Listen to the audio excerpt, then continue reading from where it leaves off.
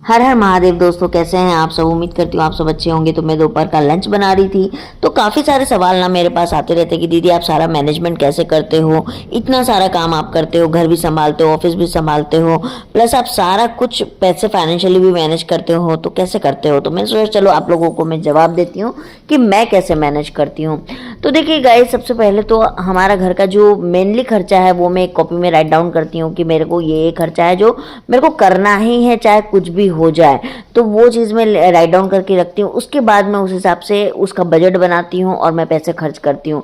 मेरे हस्बैंड से मैं पूरे महीने में 15,000 रुपये लेती हूँ हर चीज़ का, चाहे गेस्टिंग आए, किसी को लेन देन करना पड़े, शादी विवाह आ जाए, चाहे घर का राशन हो, बिजली का बिल हो, चाहे कुछ भी, कुछ घर में टूट फूट गया उसकी मरम्मत हो, इलेक्ट्रिशियन का कोई काम पड़ गया, मतलब एवरीथिंग के लिए मुझे 15,000 रुपीज़ मिलते हैं, जिसमें कि मैं आपको बता दूं कि मैं 5 से 6,000 रुपये ईजिली हर महीने सेविंग कर लेती हूँ।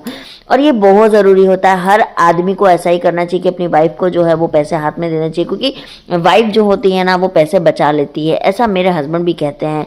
तो मैं हमेशा इस तरीके से पैसे बचाती हूँ। और आपको मैं बता दूँ, वो पैसे मैं उस वक्त खर्च करती हूँ जिस वक्त में मेरे को कोई बड़ा काम कराना है। जैसे कि मेरे घर में मोटर खुदवाना था पानी, उस वक्त हमें 1,30,000 रुपये समथिंग का लगा था, तो वो पैसे मेरे पूरे सेविंग से पैसे मैंने निकाले थे।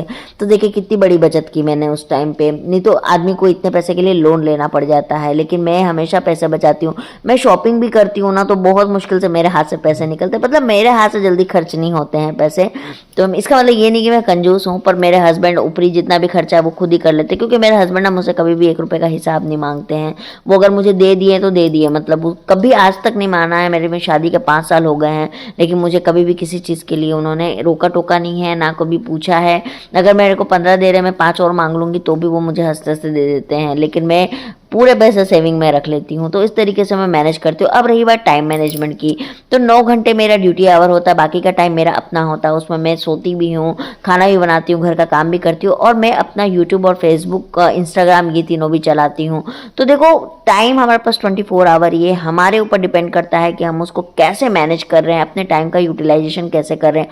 और सच बताओ तो मेरे पास 1 मिनट भी सोचने का कुछ भी टाइम नहीं होता है कि मैं कुछ सोचूं या कुछ मैं प्लानिंग करूं। मेरे पास जो होता है मैं अपने पूरे टाइम को निचोड़ के इस्तेमाल करती हूँ। तो इस तरीके से मैं अपना घर, अपना ऑफिस, अपनी लाइफ, फाइनेंशियल स्थिति सब कुछ मैनेज करती हूँ। आप कैसे करते हो मुझे ज़रूर बताइएगा। और हाँ, सेविंग बहुत ज़रूरी है, सेविंग ज़रूर कीजिए, क्योंकि कोई भी बुरे वक्त में साथ नहीं देता है आपका। तो चलिए मिलते हैं। हर हर